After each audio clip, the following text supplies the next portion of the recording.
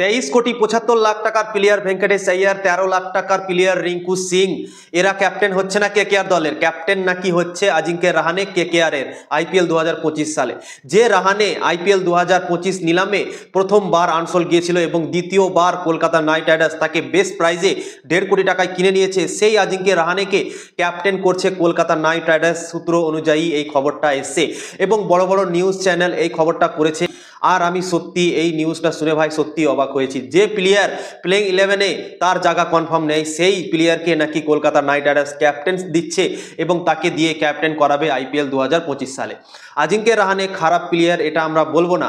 এর আগে যখন কেকেআর দলে ছিল 2 বছর আগে, তখন কেকেআর দল থেকে তার পারফরমেন্স একদম বাজে হয়েছিল এবং সে একটা 50ও করতে পারেনি কেকেআর দল থেকে।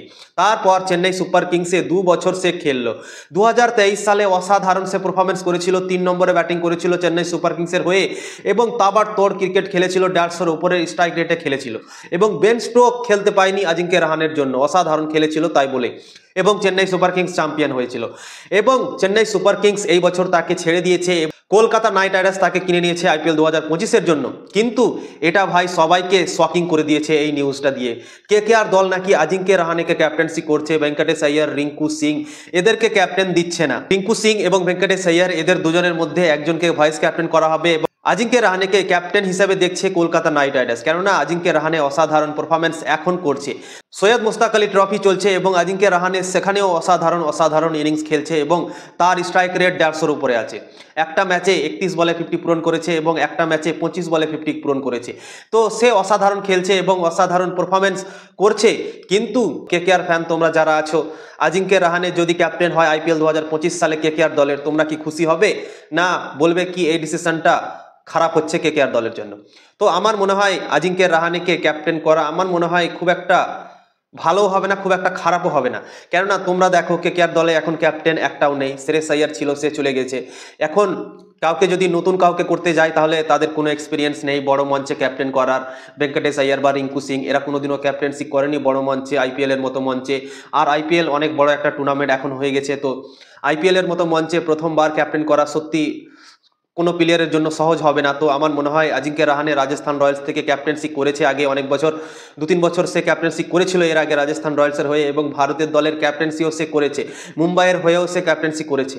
তো মুম্বাইকে রঞ্জি ট্রফি জিতিয়েছে এবং বর্ডার গাভাস্কার ট্রফি জিতিয়েছে। অস্ট্রেলিয়া গিয়ে অস্ট্রেলিয়াকে হারিয়ে এসেছিল। এর আগেবার যখন ভারতের দল সিরিজ জিতেছিল আজিঙ্ক্য রাহানের ক্যাপ্টেন্সিতেই জিতেছিল। বিরাট কোহলি প্রথম ম্যাচ খেলেছিল এবং বিরাট কোহলি প্রথম ম্যাচটা খেলার পরই সে চলে এসেছিল এবং ভারতের দল 36 রানে অল আউট হয়ে গেছিল এবং সেই ম্যাচটা ভারত হেরে গিয়েছিল। তারপর আজিঙ্ক্য রাহানে বর্ডার গাভাস্কার ট্রফি জিতিয়েছে নিজের ক্যাপ্টেন্সিতে। তো কলকাতা নাইট রাইডার্সের যেহেতু এবারের কোনো প্লেয়ার নেই এমন ক্যাপ্টেন্সি করার মতো, তাই জন্যই আজিঙ্ক্য রাহানেকে দেখছে কলকাতা নাইট রাইডার্স এবং আজিঙ্ক্য রাহানে ভালো ফর্মেও আছে, ভালো ক্রিকেট সে খেলছে। তো আমার মনে হয় খুব একটা খারাপ ডিসিশন হবে না কলকাতা দলের জন্য। শ্রেয়স আইয়ার এবং আজিঙ্ক্য রাহানে এরা দুজনকে যদি তোমরা কম্পেয়ার করো তাহলে এরা দুজন কিন্তু একই ক্যাটাগরির ব্যাটসম্যান।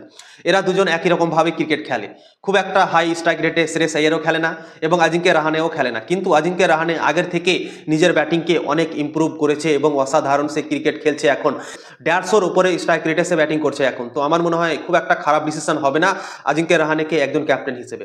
90% ফাইনাল হয়ে গেছে, ক্যাপ্টেন্সি আজিঙ্ক্য রাহানেকে দিচ্ছে কলকাতা নাইট রাইডার্স, এটা 90% হয়ে গেছে কনফার্ম, শুধু ঘোষণা করা বাকি আছে, এটা জানা যাচ্ছে সূত্র অনুযায়ী।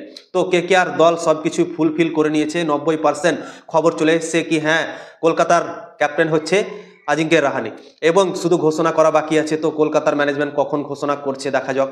তো সব বড় বড় নিউজ চ্যানেল এই খবরটা করে দিয়েছে বন্ধুরা, তো দেখা যাক কি হচ্ছে।